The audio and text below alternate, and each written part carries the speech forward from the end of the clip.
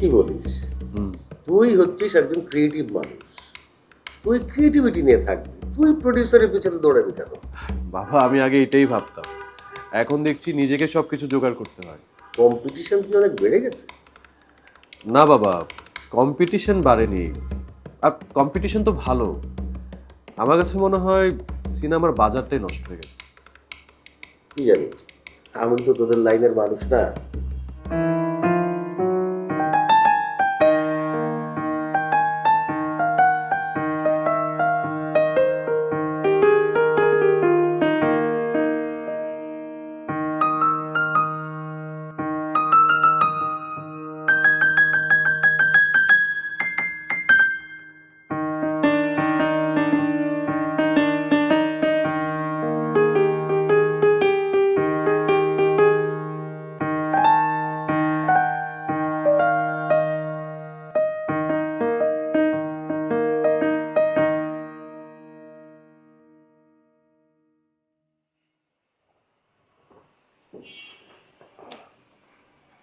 বাবা, তুমি বাসায় এই সময় বাইরে যাওনি? কি করবো আমি? আমার তো কোনো করার মতো কিছু নাই। না মানে, তুমি তো এই সময় পার্কে যাও, হাঁটাহাঁটি করো বা বসে সময় কাটাও, তাই জিজ্ঞেস করলাম আর কি। আহ, এমনিতে তোমার শরীর ভালো তো? শরীর ঠিক আছে, তবে আজকাল খুব বেশি হাঁটাহাঁটি করতে পারি না, ও, হয়রান লাগে, হাঁপিয়ে যাই। তো আমি তো না হয় বাইরে একটু হাঁটাহাঁটি করি, তুই কি করিস বলতো? তোকে তো দেখিই না। ওই বাবা একটু কাজ নিয়ে ব্যস্ত থাকার চেষ্টা করি। ও, তো নতুন কোনো সিনেমা বানাচ্ছিস নাকি?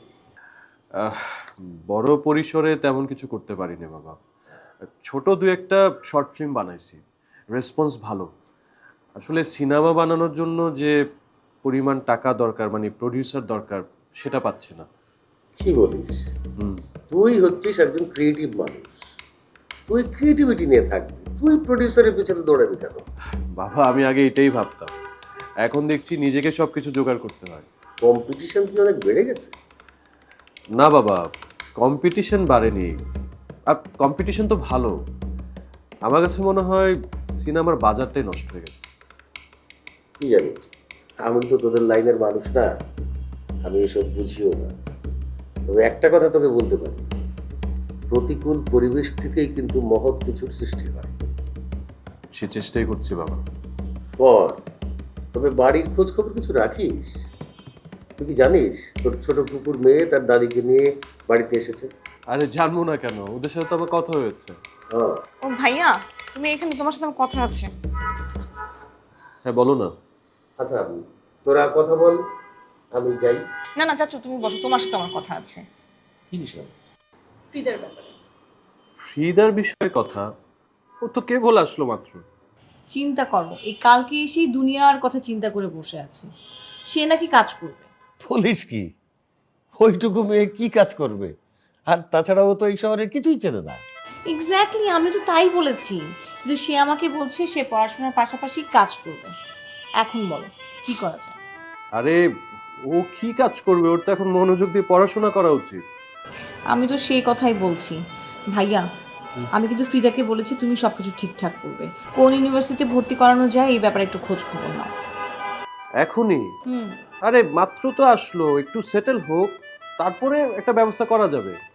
দেখতে দেখতেই কয়েকদিন চলে যাবে। তুমি এখন থেকে খোঁজ খবর নাও, তাহলে দেখবে টাইমলি একটা কিছু পেয়ে যাচ্ছ। আচ্ছা ঠিক আছে, আমি ব্যবস্থা করে দেবো, তুমি টেনশন করো না। ঠিক আছে, আমি কিন্তু বলেছি তুমিই সবকিছু ম্যানেজ করো। ওকে বাবা, বললাম তো। চাচা তুমি কিছু বলবে? না রে মা, আমি আর কি বলবো। ফ্রিদার ব্যাপারে তোদের উৎসাহ উদ্দীপনা দেখে আমি খুবই খুশি হয়েছি। ওইটুকু বয়সে মেয়েটা বাবা মাকে হারালো। এটুকুই বলতে চাই, মেয়েটার যেন কোনো অযত্ন না হয়। তোরা দুইজন সবসময় ওকে নিজের বোনের মতো ভাববি। তো তোরা কথা বল, আমি একটু হেঁটে আসি, কেমন? ঠিক আছে বাবা।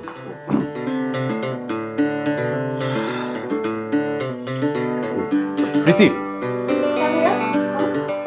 না কিছু না। এই শোনো শোনো, ওই বলবে? হ্যাঁ মানে ফ্রিদা ফ্রিদা কোথায়? ফ্রিদা ফ্রিদা তো জেরিনকে নিয়ে একটু বেরোলো। সেরিনকে নিয়ে না? হুম। আর কিছু বলবে? না না, তুই তুই যা।